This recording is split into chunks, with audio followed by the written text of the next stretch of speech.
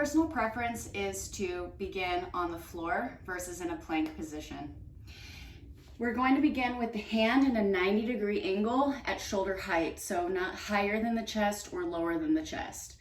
Your elbow is going to be 90 degrees, so I'm looking for the wrist right under the elbow and the elbow in alignment with the shoulder. Squeeze your back muscles, crunch your ribs in so we can brace our core, and then press out. You can see that when you're doing a wide-handed position, you're shortening the range, so the distance from the floor is shorter and you're using your back muscles.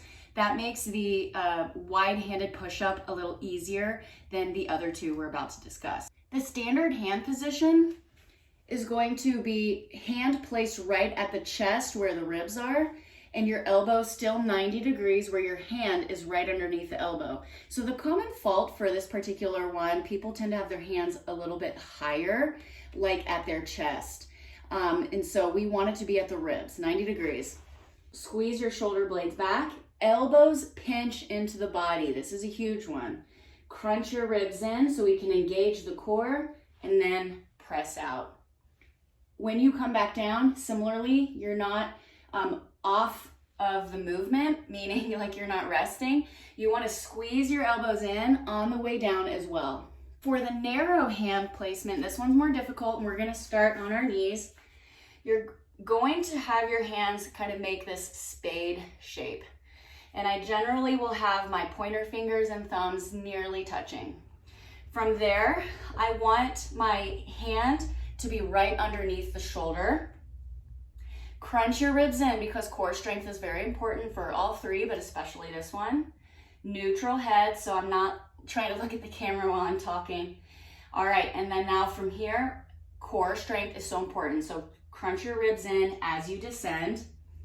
When you get to the floor, press back up. Now, this third one can be really challenging for somebody to do it correctly. So if you collapse and can't make it happen, you can also try this on an elevated surface like a box or a bar where your hands are closer. Let's discuss scaling the push-up. How do you know if you should be on your toes, on your knees, or even find a box to elevate your push-up? And as a coach, I'm not necessarily looking at your shoulder strength. I'm looking at your whole body. So for example, when I tell you to crunch your ribs in and your pelvis under just a tad to straighten your back out, that is engaging your core. So when you're on your toes, it makes it a lot harder to maintain that core engagement with the full range of your body. When you're on your knees, it can cut the range because there's a lot less load on your core muscles, so you might be able to perform it better. Depending on your health and wellness journey, you may need to elevate a little bit higher because again, it's taking the body weight off of your core and you're scaling it to be easier. How do you know if you should make it harder or easier on yourself? Well, let's take a look at your core. So first, I want to show you that if I'm in my push-up position, I want to crunch the ribs in and tuck the pelvis under. So naturally, people kind of start here. We want ribs in, but under. This is now all flat, and I can feel engagement in both upper and lower abs. I'm now going to tuck the ribs, tuck the pelvis, hands next to the chest, elbows squeezed in. Your hips and shoulders should rise at the same time.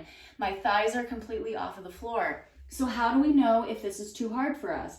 Well, if you lift and your back is bent, my thighs are a little bit on the floor, my core is disengaged. I'm only bending at the spine. Now, are my shoulders still working? Are my arms still feeling tired? Yes, but we're missing one of the most important parts of the movement, that is your core strength.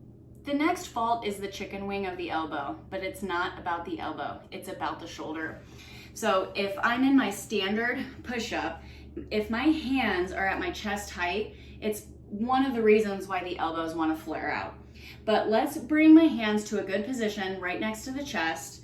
Squeeze your shoulder blades back. We want to think about keeping these shoulders back as I'm getting the press.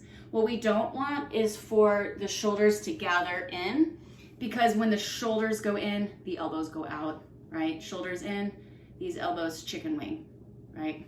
Shoulders back, they don't. It's the same for the wide position. If you push your shoulders inwards, We're now pushing with our shoulder internally rotated. That is bad. We want to think about squeezing our shoulder blades together to get that shoulder back. So this is the chicken wing. This is the healthy position, even though the whole thing looks like a chicken wing.